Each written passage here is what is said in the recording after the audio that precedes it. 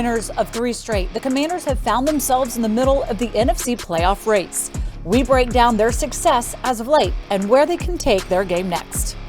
And rookie running back Brian Robinson Jr. is fresh off his first career 100-yard rushing performance. He joins us in studio to discuss Washington's ground game. And with a divisional clash on the horizon, we hit the practice field to see how Washington is preparing for a trip up north to face the Giants.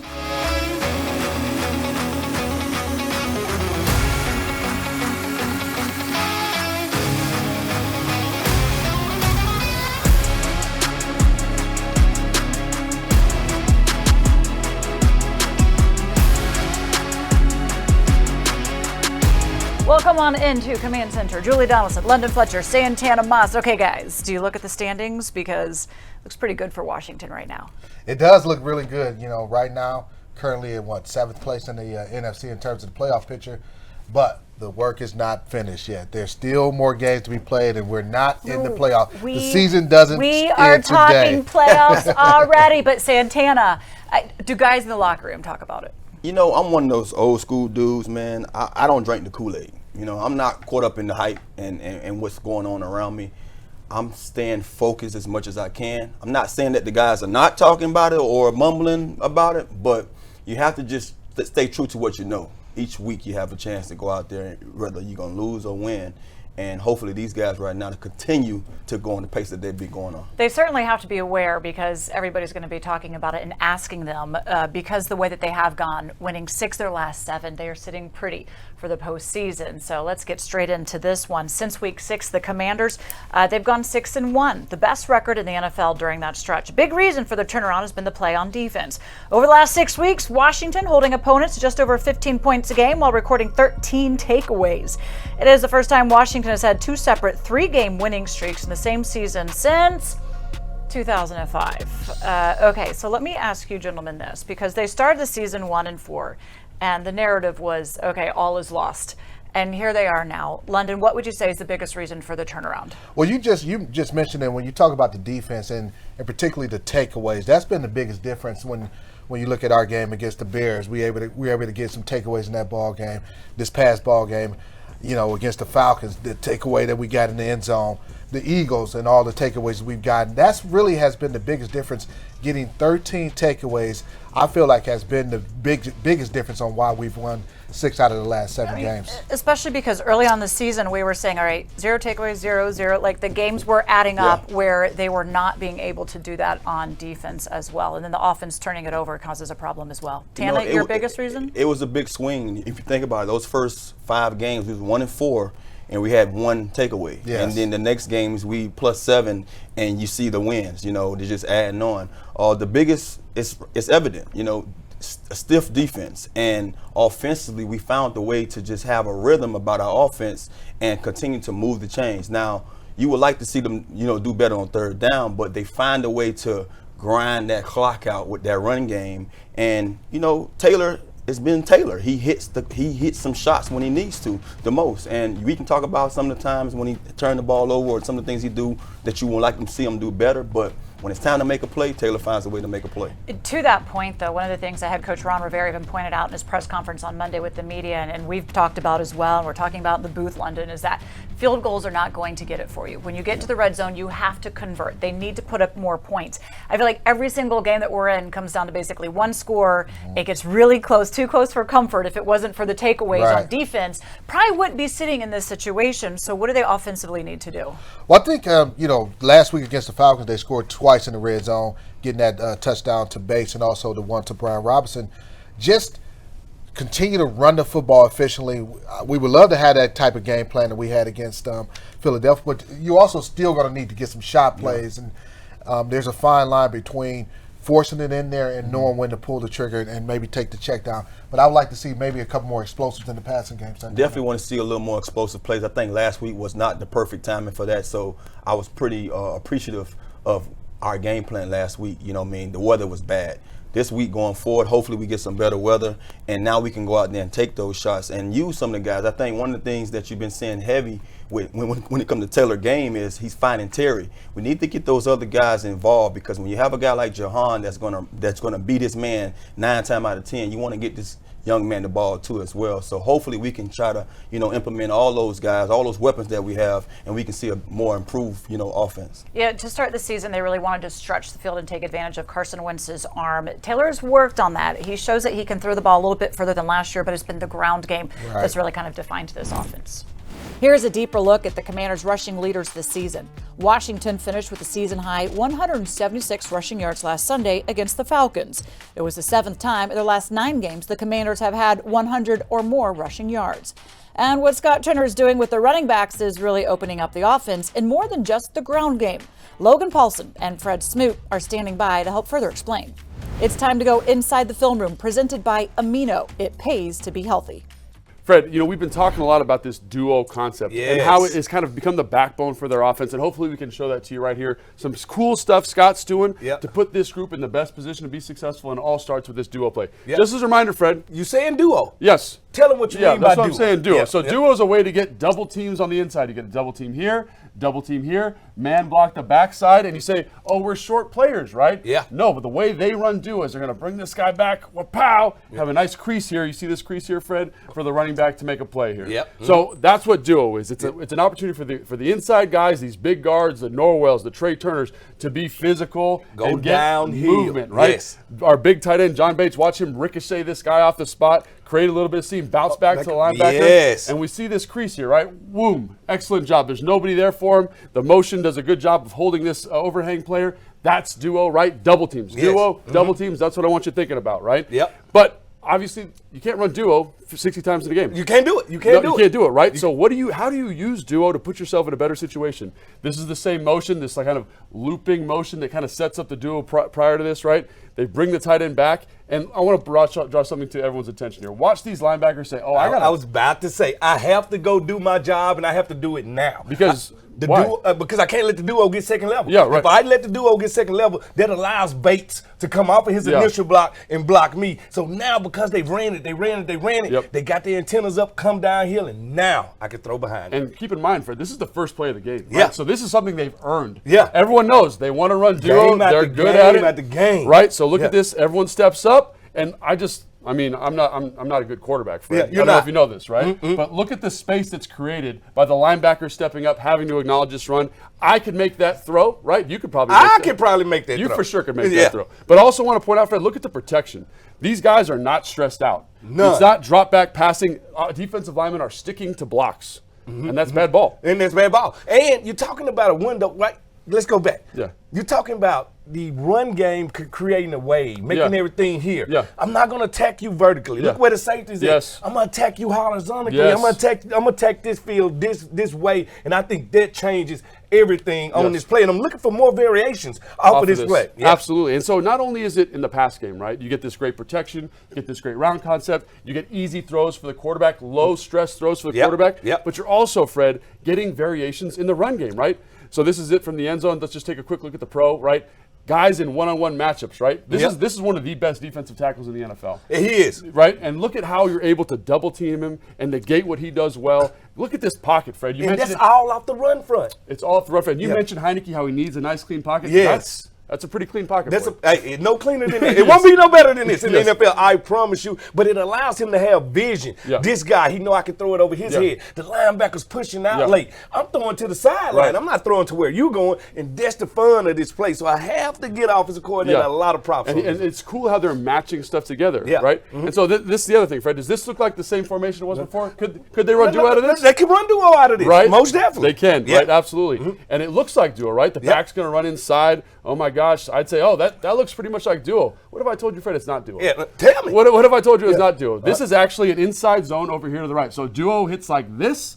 Inside zone hits like that. Watch the back's angle here. Watch how he's pushing to the front side. But the defense, Fred, what do they think it is? Duo. They think it's duo. All day. Watch number 3 right here. Where the heck is he going? He's going over here because I gotta fit the double team. I gotta hit this double team right here. And that's what he says. He's out of his gap right now. Yes. He has misfit his tight zone run to the play side because he misdiagnosed the run. And that's why you run it. That's why you run it. Here go a variation off of it. We're not going to hit it in the big gap to the left. We're going to hit it right off of the center's butt. And I got to say this. He made a play right here. Because this is a 40-yard run. Yeah, I think if you look at this, right, if he can stick on that block, there's a lot of green room. grass. Yes. And one of my buddies was like, hey, I feel like we're close to breaking one. And I see Scott Turner matching runs like this. I see him pairing runs, see him pair with the play pass. And I'm like, it is close. It is there. And these guys are doing an excellent job. The big nasties getting inside, moving people off the ball, reestablishing the line of scrimmage. It's exciting, Fred. It's very exciting, and the motion is the key. Yeah, the motion is the key, and making it all look the same. Can't wait to see the new innovation Scott has off of this concept going against the Giants. Coming up, Brian Robinson Jr. brought the big hat and a whole lot of power to Washington's ground game against Atlanta. He joins us in studio next. And with a trip to the Meadowlands on the horizon, we are sending London and Santana down to the practice field to see how the Commanders are preparing for a divisional clash.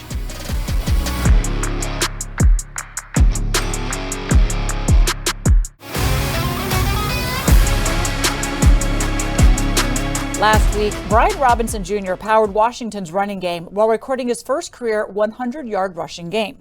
But the Commanders rookie also showed value in the passing game when he barreled over a defender for his first career receiving touchdown. Since he made his NFL debut in Week 5, Washington is now 5-0 when Robinson has 15 or more carries.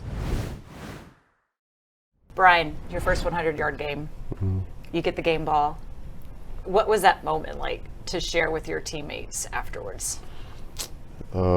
Great moment, exciting, like so much, hard work, being put into, just preparing for that, and I had to kind of be patient, just since I've been back, just, working, trying to get, have one of those type of games, and, expecting it a little earlier than now, but, just staying true to, my preparation and, how I prepare. And this was the week. The way your story has gone, you did have to wait. It did take a little bit of patience to get you back there, but it seems like every single week we're seeing growth, we're seeing confidence. But I know even you were telling me you're not where you want to be. Where are you now compared to where you know you can be? Like you said, I said a couple weeks ago, like I feel like I'm, taking a step every week, like gaining the comfortability back, and I feel like, now this week was just another step for me. Feeling just a little bit better. Not only do I have to get myself better physically, but mentally too. So also trying to grow on that side too. So I feel like it's all starting to kind of come back together, and we'll be there soon. Where are you physically and mentally from where you want to be? I mean, I'm getting there, like slowly but surely, like just, like being, playing and, having, success and just continue to just grow, on the field right now. It's big, real big for me just, because I kind of lost a lot, back, just gaining back where I was and still trying to, progress in this league with all this talent, it's just, it's a lot of work, and I'll be insecure sometimes just thinking I ain't gonna, live up to my name, and I just really just stick to what I believe, and I believe I'm gonna be all right. It's hard not to notice the way that this team has kind of gone the identity on offense, run the ball first, real physical, and you're a huge part of that and where they're able to have that success. What is it week in, week out when you know that that's going to be the identity, that's where the success is, that you prepare yourself to understand what's going to be demanded of you in the game? Really, just taking a look at the film, just, seeing what we're strong at, seeing, where we can really attack people. That's something we just got to kind of keep our foot on the gas with and just, continue to, stick to it and just, just believe that it's going to help our team. I mean, we trust that our running game, help keep our team balanced. And we've just seen that, over these last games to just show us, how efficient the running game, just help the whole game in general. So we just got to really just stick with it. Washington may be facing the Giants at the right time. After starting the season 6-1, New York has lost 3 of their last 4 games overall, and the Commanders have won each of their last 4 road games. And with another win, they would clinch their first winning road record since 2016. Now, for more on how the team is preparing for the G-Men, let's go down to the practice field. This is our FedEx Field Pass, where now meets next. Thanks, Julie. Hey, London. So one of the things I want to start off with is I want to give a lot of credit to what we've been able to do offensively with our running game. But as much credit we want to give to the backs, we have to start off with the offensive line. Oh, yeah, absolutely. The way the offensive line has dominated really their matchups in the running game. And when you think about it, as an offensive lineman, God, they want to be firing off and really setting the tone physically. And during this, kind of this win streak, winning 6 out of the last 7, it's been a run game that's really led it. And, really like the way the interior offensive lineman, Norwell's playing a lot better. Tyler Lawson's in there mixing things up. Trey Turner has really stepped his game up. But just the physicality, also the tackles, Leno and Cornelius Lucas, and even Sam Cosme, he's played really good since he's been back. But the offensive line has just been dominant. What are some of the things, you have the best seat in the house, you and Julie calling the game, you, Julie, and Bram. What are some of the things you seeing from the first half of the season to where we're at now that's been a difference in these guys' success? Well, just the mindset, first and foremost, the philosophy. When Carson was at the quarterback, we were passing the football, I think like 67% of the time. Since Taylor's been at the quarterback position, there's been a flip in that. But we're running it, about the same percentage of the time, almost 65% of the time. So just a different mindset, different philosophy. Having B-Rob back, having him in the mix time. Now. You got he missed the first 4 or 5 games of the season. Having him back and that bruiser that he's been able to do. Gibson, what he's been able to do as a runner and also catching it out of the backfield. And then even Jonathan Williams, the way he came in the other day. I love Jonathan Williams. And he produced. So that another thing that we need, another group we need to talk about, the tight ends. I don't know if you paid much attention to how they've been blocking. I have, and I was going to ask you, has that been a big difference? Because I remember as early as the Cowboys game that we played in Dallas, we started putting more emphasis on bringing double tights in and trying to change the offense up a little bit more, something that we had been talking about for weeks. Like, hey, if we can't protect, then we have to bring the guys in. You got to give a lot of credit to Bates in his game in blocking. He don't get a lot of opportunities. Last week he got his first touchdown of the season, and but he's been showing up in the blocking game, week in and week out. So got to give a lot of credit to him and those other guys who play. Yeah, absolutely. I think that the position as a group, they've gotten healthier. Logan, he was banged up a little bit, but the last, I would say 3 or 4 games, he's been putting some devastating blocks out there. Cole Turner, he had a cut block last week against one of the linebackers for the Falcons. I thought he about tore the guy's knee up. I mean, just the physicality that he showed on that. And we know John has always been a really good blocker in the run game. And Amani Rogers was doing really good when he was out there too. Exactly. Credit to their position coach, Coach Juan Castillo. He's done a great job, but really it's about the health of that position and the offensive line. Obviously, Masco, the position coach there, they've been a great job in really leading us. Well, one of the things too that's been a big help is having 2 great backs, and people fail to realize that for so many years, especially me and you, because we've come from a different era of football, it was always one dominant back. The game has changed a lot. It's more of a passing game, but you need those 2 backs, and it's great to have a guy like B-Rob and AG in the backfield, that can, basically share the load, And that's something that I'm seeing that's been outstanding for us, that these guys are able to get a little break and come in fresh and go out there and run it up. When it comes to yardage and everything else these guys has been doing. Oh yeah, anytime you can do when you can do what these guys do, having that 2-headed monster at the running back position, and even, like I said, throwing Jonathan Williams in the mix. I love the way we're running the football. I can't wait to see them go against the New York Giants and that defensive front. It's going to be a great matchup. All right, that's enough of us from the practice field. Great stuff, guys. Now hurry back up here to the studio because we are going to relive a historic performance from Santana against this week's opponent. You don't want to miss it.